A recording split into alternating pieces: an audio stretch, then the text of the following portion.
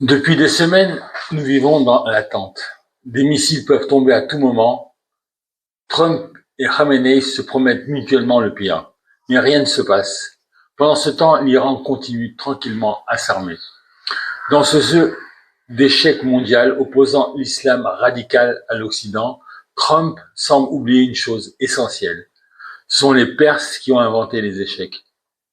Un jeu qui se termine par échec et mat. Checkmate. Le roi est mort. La stratégie iranienne est simple. Gagner du temps. Deux objectifs clairs. Renforcer son arsenal et attendre les prochaines élections américaines où le roi Trump pourrait être renversé à son tour.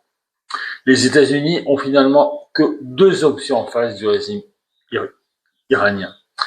Éliminer le roi des Perses Khamenei ou provoquer sa chute par une révolution populaire. Encore faut-il aider le peuple iranien.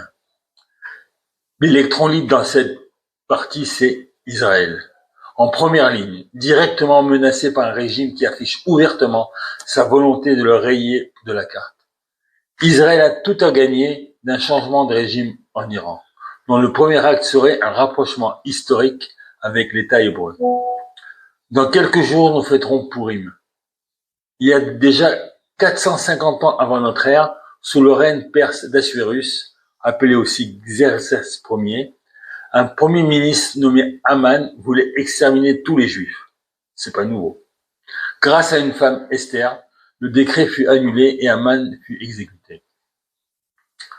Difficile de ne pas penser aux femmes iraniennes aujourd'hui, premières à se lever contre le régime islamiste, celles qui, peut-être, provoqueront à leur tour la chute du chef des Mollahs.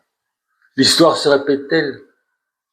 Après Assuérus, un autre roi perse, Cyrus, permettra le retour des Juifs en Israël et la construction du deuxième temple. On peut continuer à rêver qu'un Iran libéré fasse la paix avec Israël et qu'un jour le troisième temple soit reconstruit. Et pour cela, il faudrait encore que l'Iran, ce nom donné par Hitler, qui signifie rien d'Orient, retrouve son nom original, la Perse. Vaste programme. Au fond, c'est peut-être très simple. Il suffit de dire abracadabra. C'est un mot qui vient de l'hébreu et qui veut dire avra kedavra. Je crée par la parole. Dire la vérité devient essentiel, surtout lorsque chaque mot peut se transformer en une arme contre la désinformation. Am, Israël, Haï.